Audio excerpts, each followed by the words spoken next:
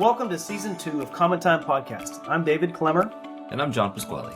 And we're back to inspire and empower music educators with practical advice, thought-provoking conversations, and stories from some of the best in the business. Let's dive into another incredible episode. Our guest today is Chris Meredith. Welcome, Chris. Hello. So Chris is the director of bands at Lewisville High School in Lewisville, Texas. And today we're excited to talk with him about a topic that we all have to pay attention to, and that's the importance of getting students on the right instruments. So again, welcome. John, why don't you get us kicked off? Yeah. Hi, Chris. It is an honor to have you here. And I have to say, for anybody listening, the school district where Chris teaches, Lewisville ISD, is in my opinion one of the best school districts for teaching band in the entire country. And their fine art director, Amanda Drinkwater, is genius. She and I taught together at the Colony a long time ago, but everything about LISD is spectacular, but especially, in my opinion, how to start students on the instruments, but first getting them to choose the correct instrument. So that's why we're talking today. So I'm just going to start off right away by asking what factors are considered the most important when you're helping students choose or select the correct instrument right from the beginning. That's a great question. First off, now I feel like the whole weight of Lewisville ISD on my shoulders. Absolutely. No pressure. It's and all the good. history That of was on Lewisville purpose. ISD. But you know, I think you're right.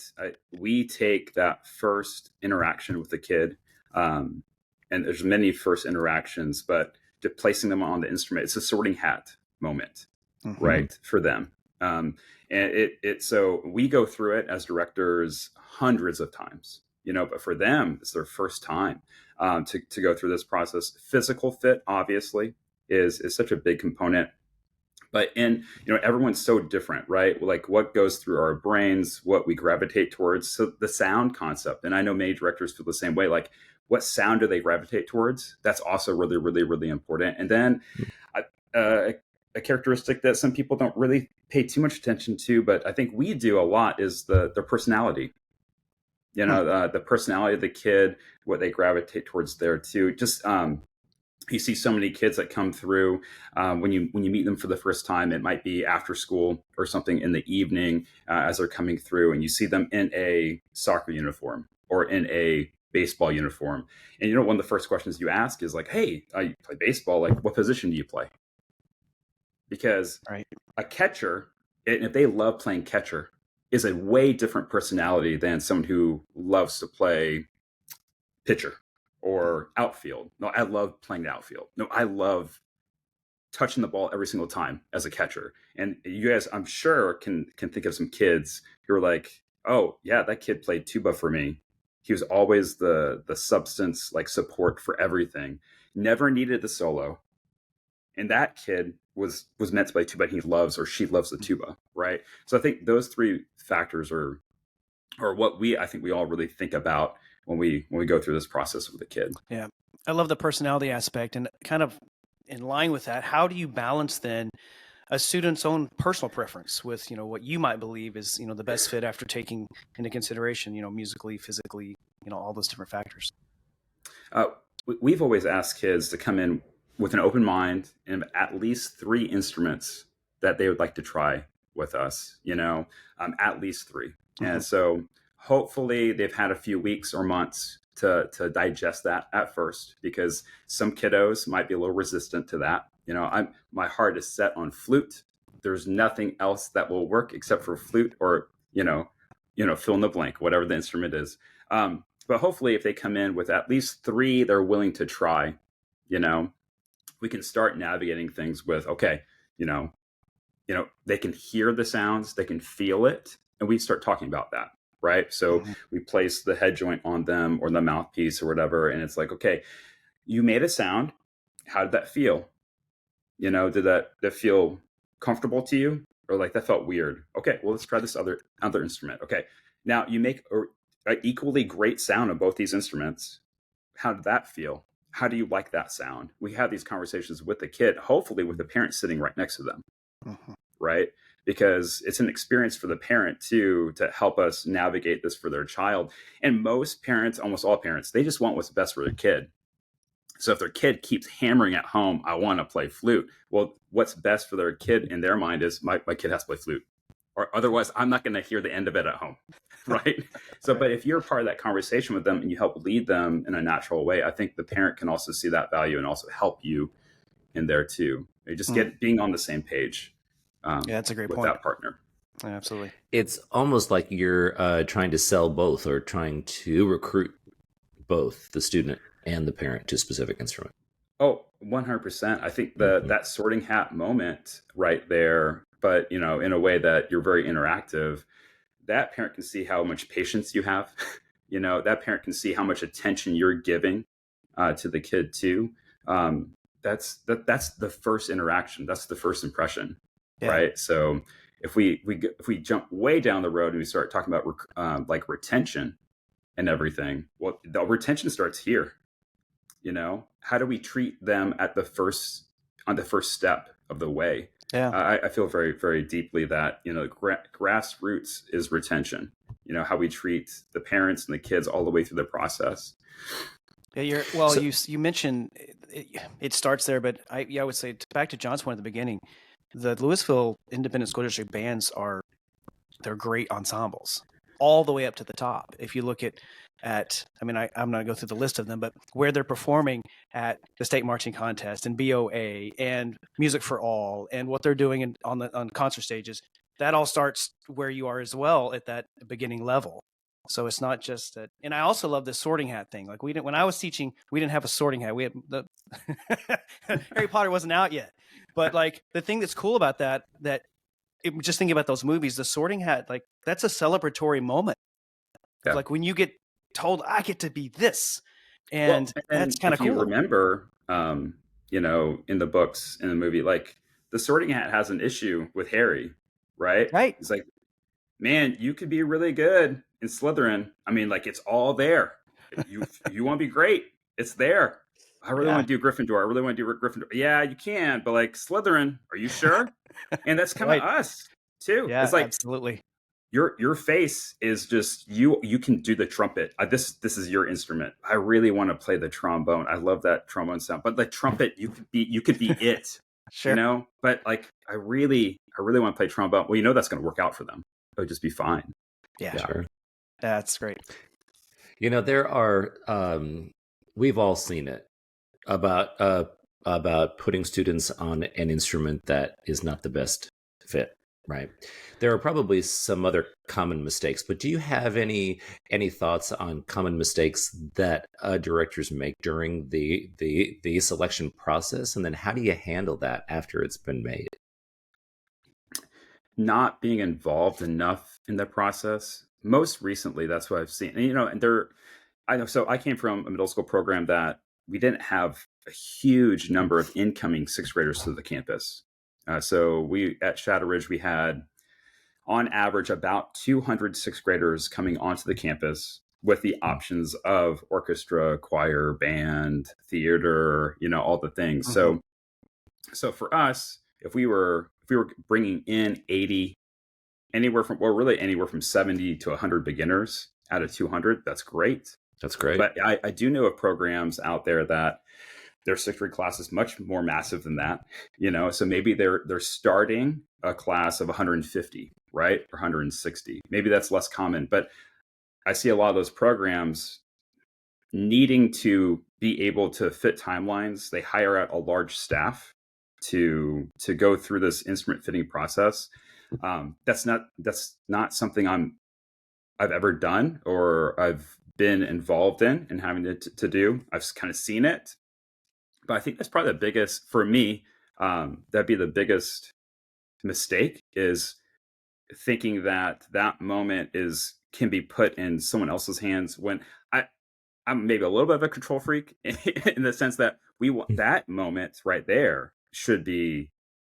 is one of the most important moments in the kid's musical career. Right. I mean, yeah. You have 15 minutes or 20 minutes or whatever you have, or 10 minutes to make this happen. And to your point, now you have a whole school year, and then the kid's on the wrong instrument. They don't feel emotionally connected to it at all, and physically they can't do it. Wow. I think we missed the 15-minute moment. Right. back there. So I think taking a look at the process, and I understand there's constraints with how much time you have and everything, but like maybe just try to plan a way that you can be very involved as the director in everyone's little sorting hat moment there. Because it would take us sometimes 4 nights, Mhm. and then maybe a Saturday morning to catch up or whatever. But that was super well worth it, so that we knew that we could have balance to our ensemble numbers, because it was only Alicia and I doing all the fittings, right? Yeah. And then we could also, if we needed to, and this rarely happened, but sometimes it did, we leave a fitting with a kid and they just can't decide between two. You can come back. We have this Saturday morning in 2 weeks that we're gonna just catch up on all these people that just couldn't be here this week. Just we'll sign up for a time, come back, and then let's just try again. Yeah. It's that important. Yeah, absolutely. Before we jump into sort of some of the specific methods, you almost mentioned a few there, excuse me, in terms of assessment. Before we do that, I'm curious though, how do you handle a situation where a student is struggling? We've gone through this process on the instrument that they've chosen, but they're reluctant to switch. We've made the decision, now we're kind of started. Is there a time frame, or because sometimes it just doesn't work? So how do you handle it? And when like, well, if I could just switch them quickly, I can still save them. Because I've seen students that are a year down the road, like, what do we do now? Yes. So that might be a case where, okay, we start bringing up another instrument as a way to help their instrument. Okay, so they're on trumpet and it's the wrong instrument. Okay, or they're on French horn and it's the wrong instrument. Hey, take this trombone mouthpiece. We're going to see how we can use air on this mouthpiece and make a sound on this mouthpiece. And then we're going to see if it helps you on your trumpet. Okay, now you have a golden moment where they're practicing on this mouthpiece. They think that we're trying to help the trumpet, and we are. We are trying to help the trumpet. But at the same time, they'd be like, oh, this feels really good. Oh, well, let's make a sound on the euphonium, see what that's like. I really like that sound. Oh, look, you can play 4 partials. I can only play 2 partials on the trumpet. Hey, do you want to give it a try for a month? Like, let's just try euphonium. You can help lead them, because ultimately they have to make the decision if it's going to work long term, right? And we have to, as expert guides on this trip, we have to help get them there. Yeah. So there's moments to do that. In the woodwind side of things, thankfully for clarinet or saxophone, there's other larger instruments to get to, as they go through the road of bass clarinet, tenor barry, jazz band. As they get older, can be helpful if you are comfortable with them doubling. Yeah, because there are so many professional tuba players I know, and you guys know too, who none of them ever started on tuba. I didn't. Yeah. Right. Yeah. Like my really close friend, who Ryan Robinson, Dr. Robinson, he teaches at Oklahoma State. He told me he grew up in Florida. He started on clarinet, then went to saxophone, went to euphonium, and then midway through high school was like, hey, we don't have any tubas. Can you play tuba? And then I met him in North Texas as a tuba major, right? Like there's ways to help do that. I think if we're creative, and if our core is all about helping the child. Yeah, exactly. I think we can be creative in helping find them a way. Perfect. Yeah, I started playing trumpet, and that was someone didn't spend enough time with me in the instrument selection program, because if they look at my physiology, they realize, look at your lip. Yeah. You got to roll that in, John. He's going to have to not get above the staff. Anyway, so I switched to tuba in 8th grade, probably the best day of my professional life. Honestly, my personal life too. Like, it probably that single day when I switched, going, oh, this is so much easier and so great, because I can play this instrument really well, so your best day, huh? No, probably. I'll tell you. Okay. So, well, I thought when you met me was like a pretty important it's very day. close. No? You, and when I married got married? a lovely wife, but I say that all of that happened because of that one day. This is true. We could say that it all goes back to that day. It all goes back to that day that I switched from trumpet to tuba. I seriously think about that, because I wouldn't be in music. I wouldn't have met anybody. Like everything, my Yep. trajectory would have been totally different, right? So the it's a lot of pressure in a way, right, Chris? Like for us as teachers to do this the right way. But to your point, that's how important this is, Uh-huh. right? If even the difference between trumpet and tuba, or trumpet to trombone, like all the poor trombone jokes those trombone kids are going to be thrown at all the Oh way yeah. through their career, Right. or who they're going to hang out with. Those moments in high school and marching band. What's the biggest thing in marching band is all those student relationships from senior to freshman, leadership opportunities, and all the dumb jokes that are said, or those moments where you can cry on someone's shoulder. But like that's your family, your Yeah. section. So like that's why this is so important. Um, yeah, and just your little story there, absolutely, yes. And also we have an interest in this also because all the high school students that are coming to us, we desperately want them to be placed correctly. We want them to have outstanding fundamentals, and because there's such good quality music education across the country and the world, really. And for us as college teachers, we are so thankful for everything that you do.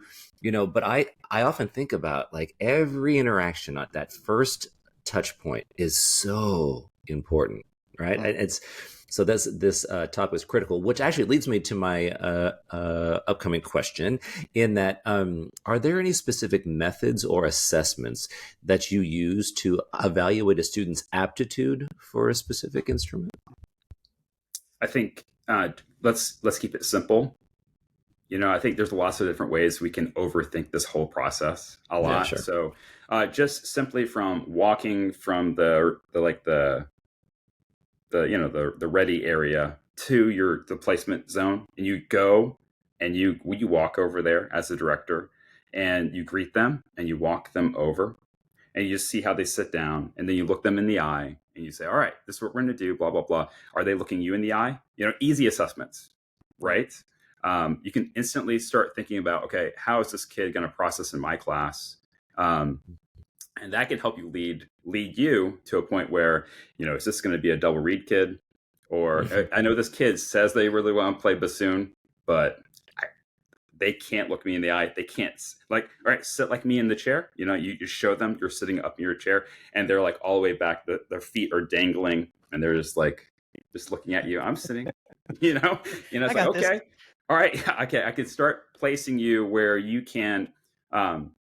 In that bassoon class is only going to have 3 or 4 if you're in a smaller situation, for sure, Mhm. right? Or maybe just 2 in that bassoon double reed or whatever bassoon saxophone class. So you need them to be like super independent, right? So soft, easy assessments there for sure. Then instantly, for a wind instrument, we're talking about the air column and the direction that we're blowing air. So just like, okay, do what I do. Pretend you have a birthday candle in front of you. All right, you got it. Okay, now we're gonna blow the birthday candle out, just like me, and then you just show them. You know, okay, can you do that? All right, and then you start manipulating things, right? Because some of them will just do perfect everything embouchure, aperture, just by you showing. And Right. some won't, and Yeah. it'll be puffy cheeks and all things like, okay, you If it's know, perfect, you pick up the French horn. If it's not, you pick up the tuba. yes. That's right. But Exactly. The that spectrum. helps guide you too, Yeah. so you do that first, like, okay, you said trumpet is what you really want to play, but I tell you what, with people interested in trumpet, we always try trombone too, and then from there we'll decide what the third instrument we'll try. So you almost go to like one of those books, those little kid books where it's like choose your own adventure. Mhm. Go to page 39 if you're going to do this, or go to page 14 if you're going to do this. You almost have to just go, every fork in the road, make that next decision there, but as you're continuously assessing. But Mhm. so as far as like, clap this for them, we'll do some of that for percussion, right? Mm. But it's initially a lot of just me, then you, Mhm. me, then you. How you take this information? Okay, I'll critique it a little bit. Um, but we never really necessarily used, was it like a Conn Selmer sort of like music The test assessment. Mm-hmm. assessment. Yeah. Yeah. Mhm. But our elementary teachers would do some of that to help reinforce. You should definitely make sure you study music. Make sure you do a music class. Yeah, right. So I don't even know if we're going to talk about that, but the elementary teachers, whether you have a music specialist on the elementary campus or whether it's just the elementary teachers themselves, having a Yeah. connection there and developing that conversation is pretty special because especially when you're looking for those French horn players or bassoon, oboe, those Right. sorts of players, they can start bringing up those conversations with those maybe those GT kids or kids that seemed a little bit more motivated if they're not gifted and talented, but like they're very hardworking.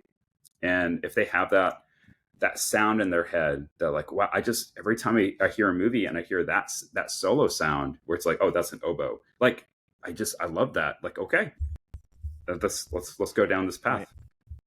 Right. I love the connection to elementary teachers. I don't think we've talked about that much really on the podcast, but it's such an important connection musically, but they've lived with those students for a good amount of time. They have background, they have a connection and a relationship already.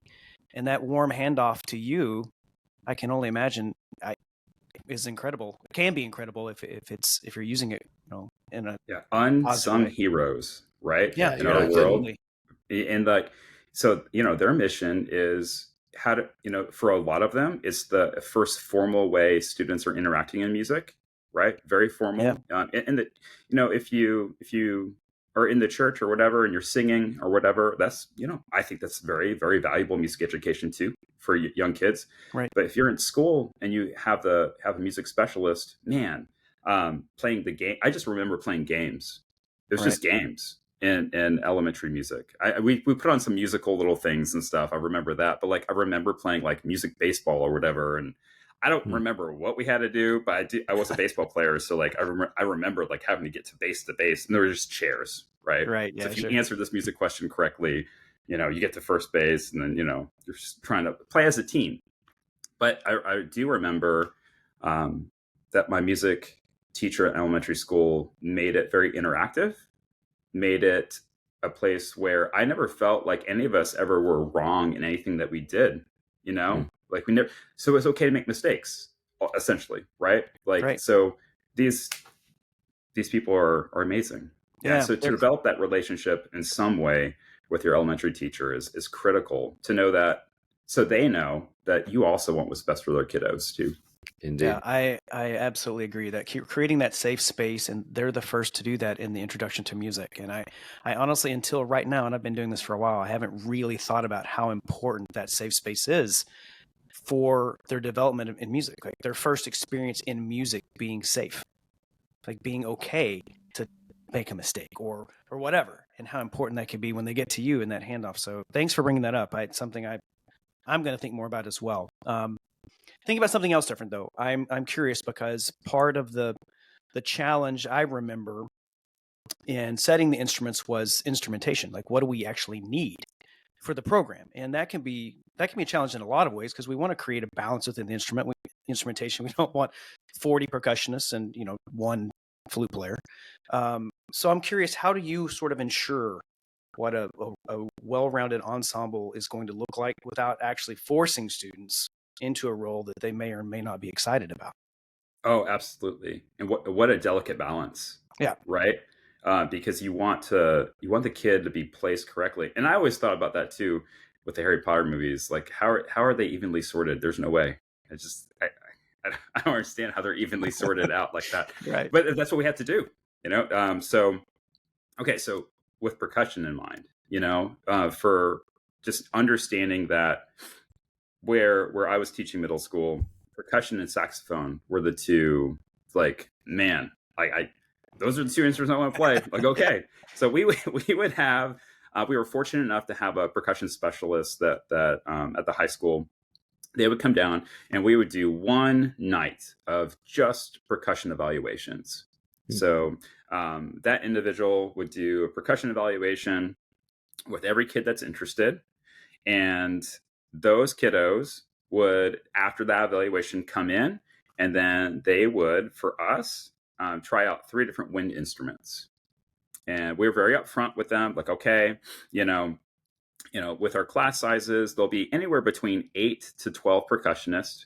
And we evaluate on all this, all this curriculum stuff that the percussion guy is going to do, to just see how you fit in with everything. And there'll be a number assigned. And then somewhere that line will be drawn between 8 and 12. That gave us some grace to look at where, because there typically is a drop off, Yep. So we don't have to just say 8. We don't have to just say 10. We could say somewhere in that number. And then we're going to try another instrument, and then you'll pick your first choice after the wind instrument fitting. So 90% of the time, they would walk away after picking the wind instrument saying, okay, the wind, that the clarinet is my second choice. Or most common time, it would be like the euphonium or something. They're like, oh, well euphonium. done. Well done. That's right. Euphonium is my second choice. And then, so percussion is still your first choice. Yes. Okay. Well, tonight, really wait till tomorrow, but I'll send an email out to your parents tomorrow letting you know where it all came out. Okay. So we'll do that. Sometimes we'd have a kiddo come in that has rarely, but like some piano experience. They're interested in percussion. They come in and then it's oboe. And this happened like more often than not. It'd be oboe. And they're like, I can't choose. That's okay. Tomorrow, when we email you, we'll email you what the decision is. And if percussion comes out on top, you just confirm email back that either if you want to do oboe or percussion, And in the back door room, after that night's over, we talk with the percussion guy, we can see where that kid ends up. If they're the very top of the percussion class and percussion is something they really want to do, but the oboe would also be really great, you have to do what's best for the kid sometimes. So you're like, okay, you email the kid, you can do percussion class. You were selected for that. You can also do oboe. Just email us and confirm. Okay. Another scenario, they come out 8th in that percussion slot, and then there's like 2 other people underneath them, 9 and 10, that were really close to them. You're like, okay, we'll tell them oboe is what they're selected for, because like they're going to be a star at oboe, whereas right now they're already slotted 8th for percussion. That's delicate, right? But with our expertise, we're trying to make those decisions for them. Ultimately, with all the instruments, like with saxophone and stuff like that, understanding what your minimums are, what your maximums are, just like you're creating a budget, any sort of budget. But if you know that you're going to have about 80 beginners walking in the door, you have to be able to sit down and quickly hash out, all right, I need a minimum of 6 flutes, but we really need 8. Max, right. We can't absolutely have any more than like 11 or 12. Clarinet, that number, oboe, bassoon, like oboe, bassoon, I have to at least have 2 of each. At least. You can maybe switch someone eventually, but you have to at least start out with 2. Right. But it can have a maximum of 4. It's just in a smaller setting like that.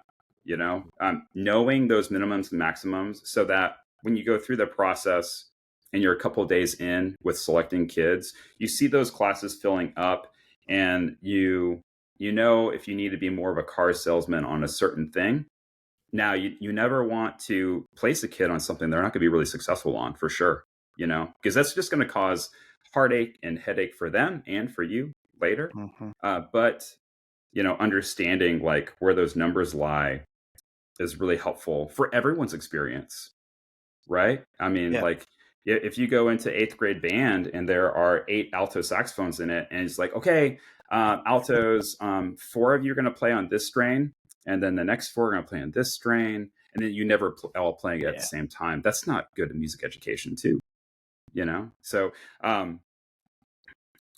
that's why like being totally in control as a director on this first experience with the kid and the parent is so important, right? I mean, I'm so excited actually to talk about this. Yeah, I've been at Louisville High School now for 5 years, so I haven't, but I was doing these showers for 13, but like this day, this magical first day is one of the most important, There is. It is so important. I'm glad you're diving into, and I know we don't have time today to get into the nitty gritty, and like, I'm sure you have a spreadsheet that's like, okay, here's what instrumentation looked like last year. Here's how it's going to look like this year. Here's how it looked like 2 years ago.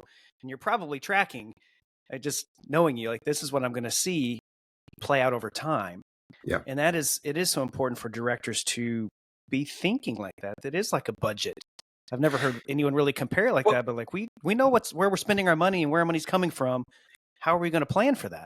If you're lucky enough to have homogeneous classes and smaller class sizes like that, you also know there's a breaking point in the minimum number where doesn't feel like a real class anymore.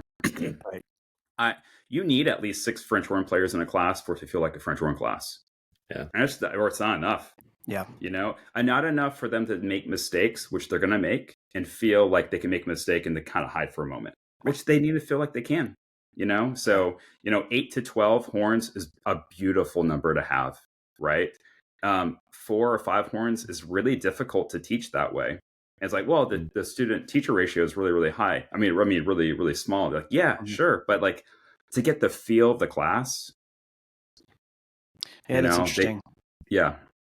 I remember when I was teaching at Griffin Middle School, that feeds the Colony High School. We used to have old school paper signs with however many spots per instrument. And if the student got selected, they would go sign their name, and all the directors in the room, we had it was all choreographed, right? They'd sign the name, the place would go crazy. And it was, but it's so important to make the students feel as though it's the best thing ever, but it is important too. You've got to take care of the program's health and the stability and be able to have all the instruments covered, right? This is, so how you said it's a fine line, or it's a careful balance. Pardon the pun, but it's very, very interesting. You did bring up a point about, talking to the parents specifically and how to communicate. So are you able to share with us some effective ways to speak to parents about the instrument selection process, but also set expectations that are realistic? Yeah, for sure. So most times nowadays we have at least a 5th grade night. So if we start beginners here, like in 6th grade, right? So that's when the middle school whole journey starts. There'll be a 5th grade night just for the school, right? So that typically happens the middle part of the year for a 5th grader. So January, all the 5th graders that are becoming to Shadow Ridge Middle School, they all show up to the gym, and we do a presentation just for all things. Here are the counselors. If you're a GT student, these are the GT teachers over here. Blah blah blah blah blah. Okay, but before we start, we're gonna have the choir, orchestra, and band all do like a really quick little segment. So we all play like a 4-minute tune. And basically all it is at that moment is hey, my name is Chris Meredith, I'm band director here. We're gonna play something for you, and then Star Wars, or whatever it is. So that moment happens first. This is the first touch point with a parent, and then after that 30-minute meeting of just the school having a brief orientation of this is how you sign up for classes, all that sort of stuff. The other gym, the smaller gym, is where like the whole was like a fair, right? You have all the tables for this is what here are the coaches for PE. Here are the English 6th grade teachers. Here are the math teachers. Oh, here's choir. Here's band. So at that moment, physically giving them a stack of papers, right? Having a laptop or laptops available to sign up for instrument selection night, but in those papers it has, and I think this is something that I know we got, I think from like maybe Steve Smith, who was at Downing. I taught with Steve. He and I taught together at Griffin. Yeah. So, and this is all, I think, really from Griffin, from when you guys were there. I mean, it's all, all we do is we take and then we modify a little bit. And it has every instrument that we can start, and it has a picture of it. It talks about characteristics, physical traits. It talks about what, where you can, what the class size is kind of like. I would imagine nowadays it could have a QR code that can bring you straight to a YouTube video on like a solo. So you can hear the sound, right? You have all this information. And then in there, it can say, in trumpet class, we're going to have, I don't know, 10 to 15 students will be selected for this. Percussion class will be 8 to 12 students will be selected for this. So you start setting expectations that way. Yeah. And then a parent can see that, be like, oh, they look around the room, there's like 200 kids here, and Johnny really wants to do percussion. There's only going to be 8 kids selected for this. They can start having that conversation. That's a good idea. About that. We would also have a whole handout on like frequently asked questions, things that they can digest. And 3 weeks they come back for that instrument fitting. They can come back with some good questions, or they already have some things answered. So getting ahead of it is really important, right? First, and then I can't remember your entire question. Like the first interaction, a lot of parents will come and talk to you, at that meeting, or when they come for the first time. I think the biggest thing, they walk into the room and they sit in a waiting chair, and they can already see you working with another student. I think that's very impressionable too, right? Yeah. And I haven't really actually thought about that too much, but I am sure of it. If you only have 2 students getting worked with, like Alicia's over here, and then I'm over here across from a big table, and like a parent walks in with their kiddo, they're already seeing the whole process.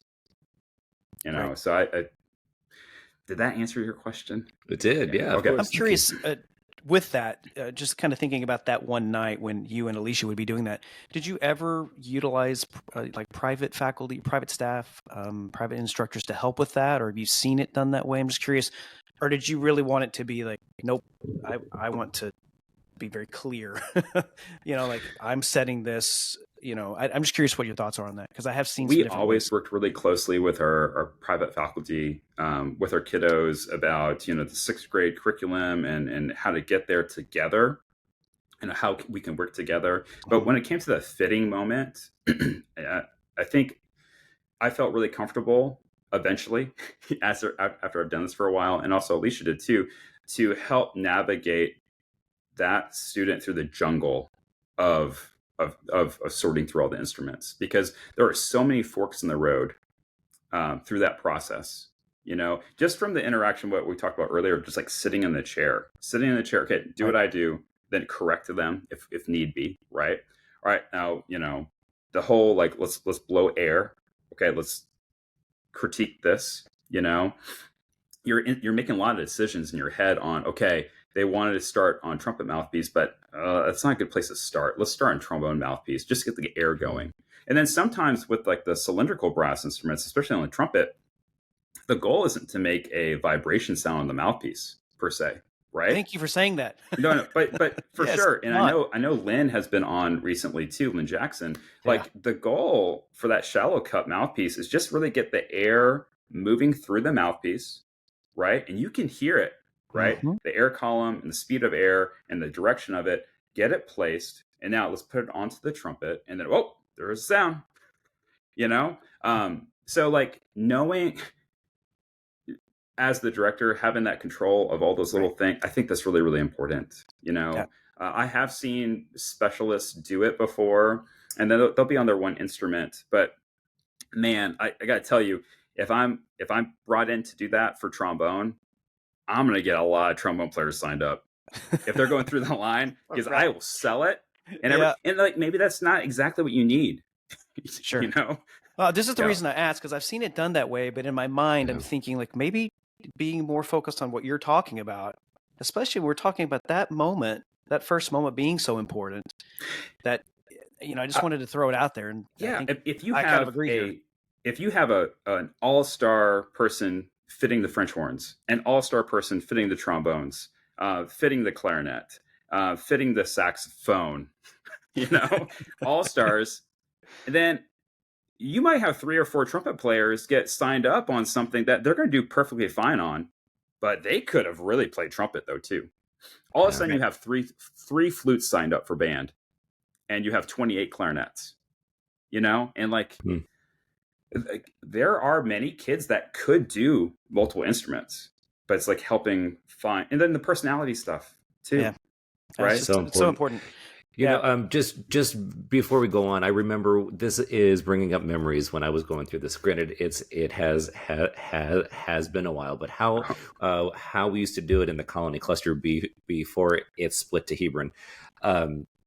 It would be we would have our beginning nights, and it would be Dick Clardy, Amanda Drinkwater, Ben Pyatt, who was our percussion guy, and the fourth director at the high school, the two middle school directors at Griffin, two middle school directors at Lakeview, so Clay Paul and his associate, and it would all of us be in the same room, right? And we would each take our own thing, but we all had the same goal, because we would the whole point was to start the best students on the best instruments, so that we could ultimately get them to the colony high school to have the best possible experience to send them to college campuses. So for anybody listening, I would encourage you to explore other directors in the area that you trust, that can be reciprocal. If I have David and Chris come to mine, I can go to theirs, and we can all help each other out.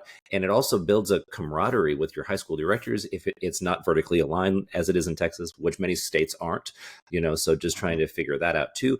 But I think being able to team up sometimes is great, because I'm not a very good beginning trumpet teacher. I'm just not. However, I would go to David and be like, what the hell is going on with these people? And he said, well, you shouldn't teach it. And I said, okay. And then that's fine. But then you can also see it.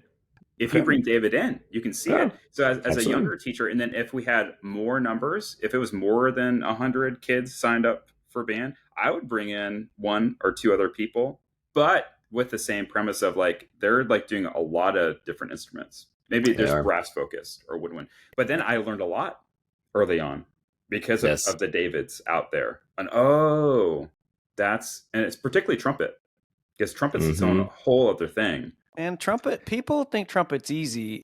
No, it's not. No, it is not. Once you figure it out, I think it's pretty easy. I like my method, but I watch so many young students never get the end of their first year. They can play up to an A in the staff, and the A is difficult for them. Someone messed you up, and they were started on a low C with a beautiful sound. Great, you played a low C with a beautiful sound, and you can still do that. You can do nothing else. Switch to euphonium now. So that's what happens. You get to the euphonium. So having that understanding, and Lynn, you mentioned Lynn Jackson. Lynn is genius. I love Lynn. Genius. She's such a genius, but she's taken the time to figure out, if I want Z, I have to start at A and figure out all those steps. That's just how it plays out. And then Lynn came into my life at a really important time, because I did my master's at SMU. With Lynn and Brian Merrill. And I was a really great point. So also for listeners out there, if you haven't done your graduate degree, teaching for a little bit and then doing it. And then this situation was where I could continue teaching, and I would come in once a week to SMU and work with Lynn. She could come out to my class and show me Chris, this kid's neck isn't correct. Thank you for pointing that out. The angle of this euphonium is just not quite right. And then she would just adjust by 5%, and it would boom. I love that. Well, that's Lynn. She's you're right. She's very thoughtful. Yeah, it's incredible. So kind of moving forward, I'm curious. John's had experiences. I've had experiences. I'm curious. Can you share a success story where placing a student on the right instrument made, just a huge impact on their confidence and their growth? Just someone that sticks out in your mind, and maybe where it's gone now. Sorry to put you on the spot, but I don't. There were so many kids. I mean, I value the process that I grew accustomed to here, and doing it so isolated, one-on-one, making sure that we have control of everything. So many kids did great, and I hate to say that, but you talk to Brent and Jana at Flowermound High School in Flowermound, Texas, they knew that if we were starting 80 beginners, or let's say 100 beginners at Shadow Ridge on the marching field as ninth graders, they'd be getting at least 50 of them. And having that, that's pretty good, especially when kids have all these options. They have all these options to off-road, and be an athlete over here and put their time over here. the retention was really great all the way through, and we had so many kids have a fabulous time all the way through middle school and high school. Like I even think of kids that had such a valuable, great experience in middle school, and they were going to be that star basketball player at high school, and they just made the decision, like, I really don't want to try both. Well, at least I know you had such a great experience that when you have a kid, I know you're going to be pro band, right? Or pro Absolutely. instrument in some way. Absolutely. And then you have those kids that they walked in, and there's a kid that they just graduated Flowermount a year ago. He walked in his instrument fitting day and said, "I want to play bassoon," and he like stared you right in the eye, right in your eyes, into your soul, but was so kind. It's like, Yeah. all right, Carter, we'll try it. Try bassoon. 2 minutes later, all right, we're signing up for bassoon. But I thought you said we're going to try 2 other instruments. Nope. No, you're good. We don't need to do that, buddy. You're good. And then, and then as a middle school teacher, you're like a grandparent to these kids as they go to the high school, and Brent and Jana and all the things up there, and Carter, shepherded through by all of them, first chair, all state bassoon. That's a magical moment. But that all started with, his elementary teacher, because his elementary teacher put in his ear, have you thought about a double reed instrument? Well done. Right? Oh, that's great. Yeah. But awesome. And then and then John, to your point about like the kids signing their names on a poster, it's pretty common now. Like people during that instrument fitting night will take a picture of the kid with the instrument. Nice. That's smart. Yeah. So you take that picture, you make a big poster of all the kids, you bring it to the elementary school, you put it in the music room, and you have a sign that says, "Not too late to sign up." Yep, there you go. You have all those, right? And then what's really cool is sending that photo to those parents when they're seniors at the high school, because they make it all the way through all the things. I mean, you get goosebumps because they're like, oh, that becomes part of their like senior roll of photos. Yeah, happens, right. I love but there's just so many kids, that do so well. That's awesome.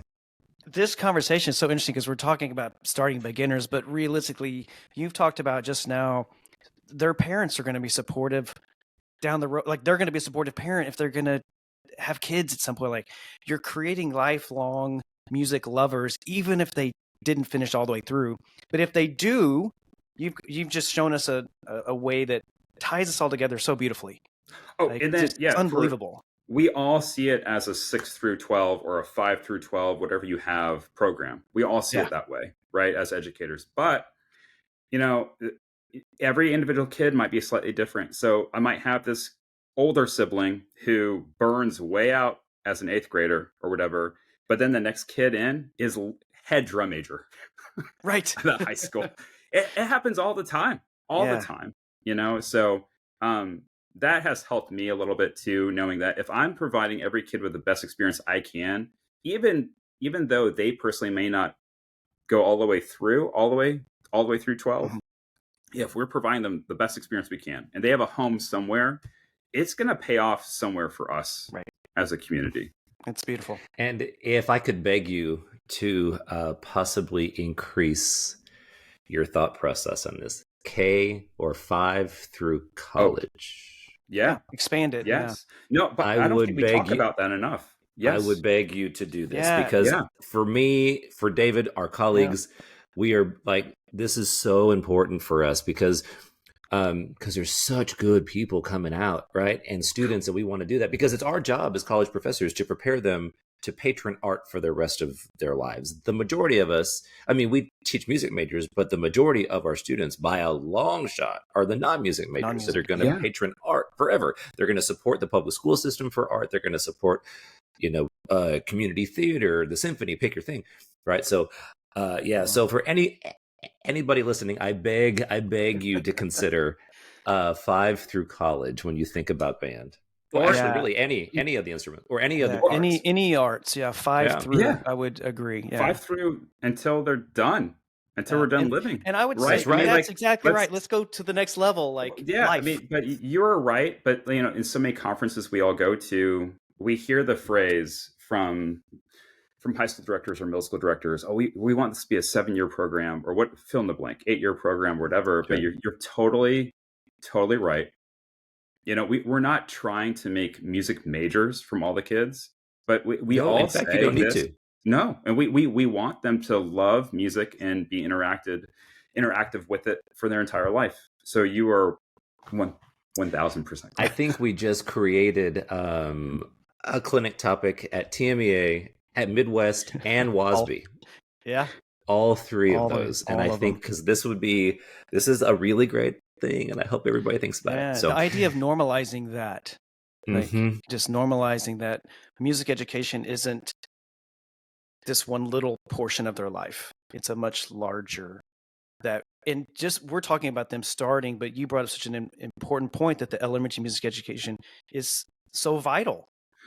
And until today, I have not thought about starting beginners, how important that is until right now. And I've done this for a while, so I'm somewhat embarrassed. Like, holy cow, I need to call some people and say, I'm so sorry. I should have been more interactive with you because of how important that is. But realistically, we are talking about from the beginning, like when they're learning this learning process, how are we introducing music to them, art to them, knowing that hopefully they're going to be in a community band someday. Never even thought about that.